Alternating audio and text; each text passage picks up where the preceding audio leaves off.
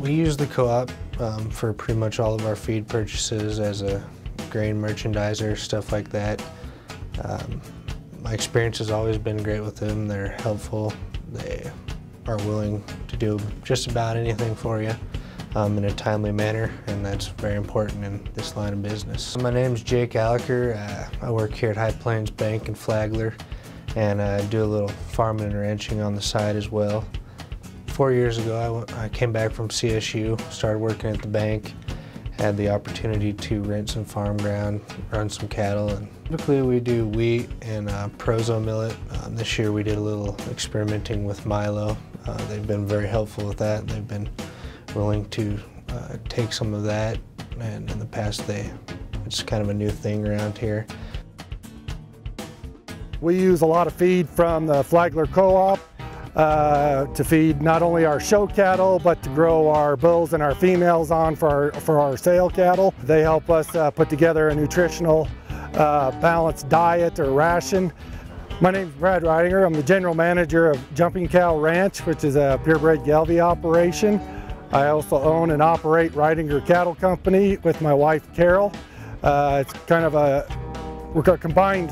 Our rations right now that we're feeding and developing our sale bulls on is a cracked corn, ground hay, and a protein pellet that we're developing the bulls on. They're on about a 70% cracked corn ration, 30% corn. The females are developed on basically cracked corn, a protein pellet, and they're on about 60% hay, and about 40% of the ration is corn.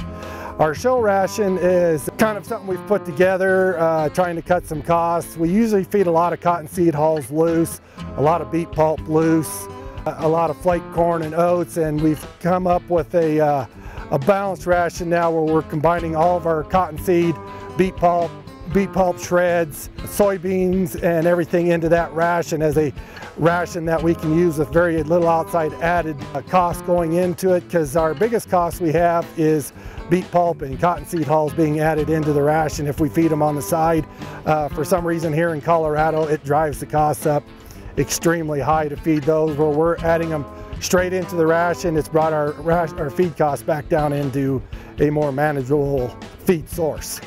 Our show cattle on their ration that we've put together through there, we've had 4 national champions that we've developed on their feed rations, and just getting a consistent product to us is very important. That's what we've been striving to work with Flagler on, is that we're always getting a consistent product coming out here, and we seem to feel that we've reached that point now that our products are always consistent the way we want to have them fed.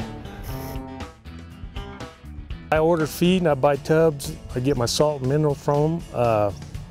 I've weaned calves on some of their rations. I've even finished some calves out on some of their grower rations. The ranching life in eastern Colorado, it's a good life.